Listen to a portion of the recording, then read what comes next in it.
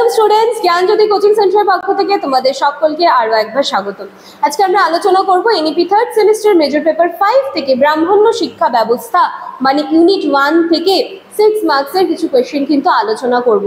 আগামী কিছুদিন যে ভিডিওসগুলো তোমরা পাবে সেখানে যেমন টপিক ধরে ধরে আমি আলোচনা করি সেটা তো পাচ্ছই, এর সাথে সাথে কিন্তু এবার ইউনিট ওয়াইজ 3 মার্কস, 6 মার্কস, 12 মার্কসের কোয়েশ্চেন কিন্তু আমি আলোচনা করতে থাকবো।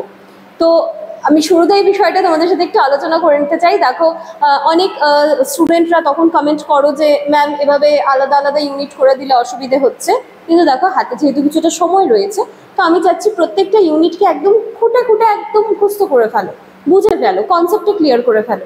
এছাড়া এক্সামের আগ দিকে তো আবার তোমরা পুরো পেপার জুড়ে ওভারঅল একটা সাজেশন তো পেয়েই যাচ্ছ, বরাবরই পেয়ে থাকো সেটা, তাই না?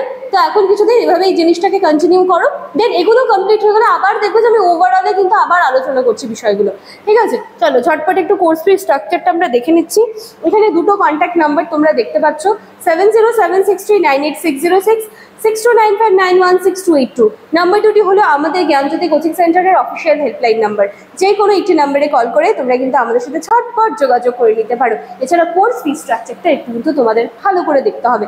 দেখো এখানে মেজর কোর্সেরও দিয়ে দেওয়া রয়েছে কোর্স ফি এবং মাইনর কোর্সের কোর্স ফিও কিন্তু দিয়ে দেওয়া রয়েছে।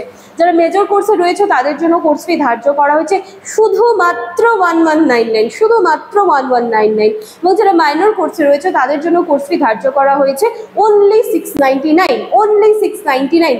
যে কোনো একটি নাম্বারে কল করো, কল করে আমাদের সাথে কিন্তু যোগাযোগ করে নিতে পারো। চলো এবার আমরা কোশ্চেন আনসারে ফিরে আসি, দেখি যে ব্রাহ্মণ্য শিক্ষা ব্যবস্থা থেকে কোন বিষয়গুলো নিয়ে আলোচনা করা যেতে পারে।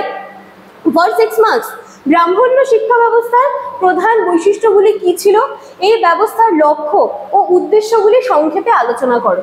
ব্রাহ্মণ্য শিক্ষা ব্যবস্থায় শিক্ষকের ভূমিকা এবং শিষ্যের সাথে শিক্ষকের সম্পর্ক কেমন ছিল, এই সম্পর্কের তাৎপর্য ব্যাখ্যা করো। খুব ইম্পর্টেন্ট রয়েছে এটা।